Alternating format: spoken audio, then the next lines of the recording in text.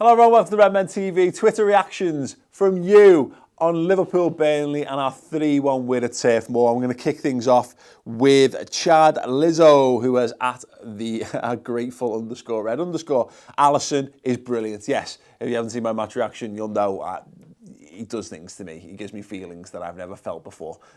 He's wonderful, absolutely wonderful at football and a goalkeeper. Denzi at Klein, quick. Naby was boss. He was absolutely brilliant. In fact, I completely failed to mention Naby Keita in my match reaction. Crazy. He was our best player. He was our best player. He looked better at football than everyone else on the pitch until the point where, you know, Salah and Firmino entered the fray.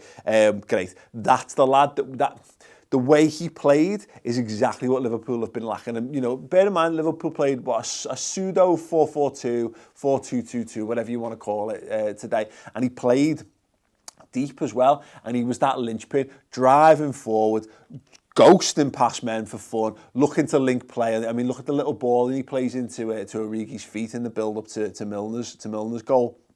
Just terrific. Trusting people, making angles for passes. Wijnaldum is very good at doing that, but it looks to me like Keita's got the ability to do it another 20 yards, 25 yards further up the pitch, and, you know, that could be very important for how we play. Rishabh Singh says, not one for knee-jerk reactions, but we're clearly the greatest team on the planet. Yeah, I'm finding it very difficult to argue against that. I mean, look, let's be fair.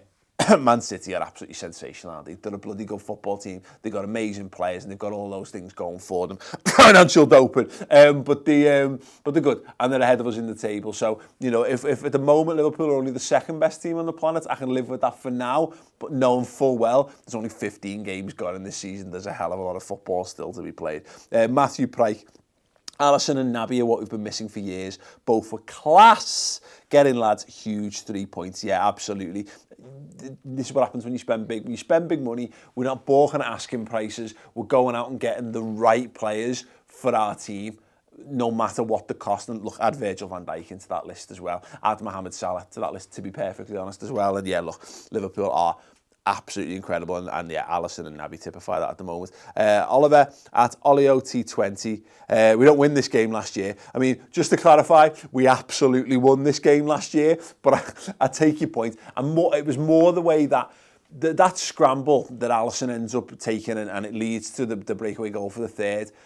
I said when we were sat here, and I said, they scored this time last season to level it up, and you're heartbroken. You're thinking, oh my God, it's gone. And then it took the Clavan, you know, last minute winner to get the 3 points.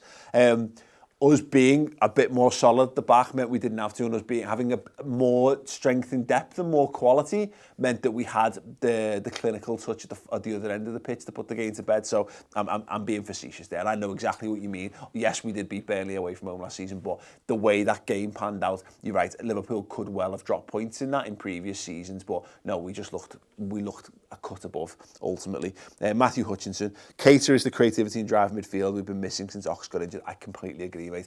He needs more. He needs to do more of it. And I'll be honest, most of the team were poor in the first half, and I think, you know, the Jordan Henderson, I don't think he just looks. You know, if you don't like Jordan Henderson, fine. I'm not gonna win you over by telling you that I think Jordan Henderson is fine at football.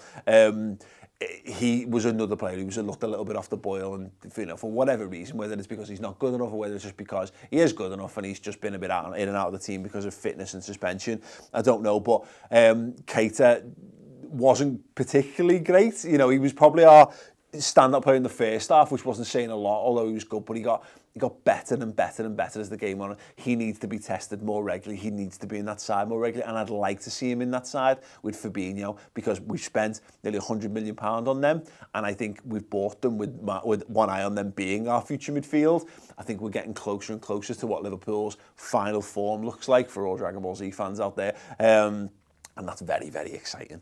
James Cutting, you know what, a poor start, but a completely different second half. It also goes to show that we can now respond when we go down and see out a game. Yeah, that was really, the fact that if James Milner doesn't get that goal, James Milner grabs that game there, and that's a wonderful finish. We all know Joe Hart can't dive to his left. And so he's clearly identified that from many times spent in the England camp with him, or perhaps at Man City or whatever. And he's just gone, right, I'm putting that in the bottom corner, and Joe Hart simply can't dive, and he doesn't, and it goes in.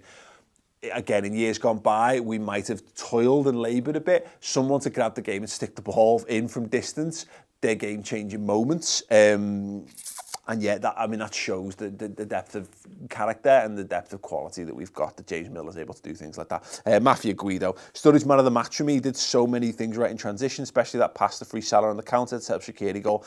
Brilliant performance. Yeah, I'd said in my match reaction, I wasn't overly convinced by Daniel Sturridge, if I'm being perfectly honest, but I think using the recency bias, I think in the last half an hour of the game, I think he had the strongest spell, which is coincidentally when Liverpool had the strongest spell. So, look, I'm not being careless. I'm not going to do Daniel Sturridge down for no particular reason. If you thought Daniel Sturridge had a really good game, I'm not going to argue, because he was good. He had a tangible impact on the match.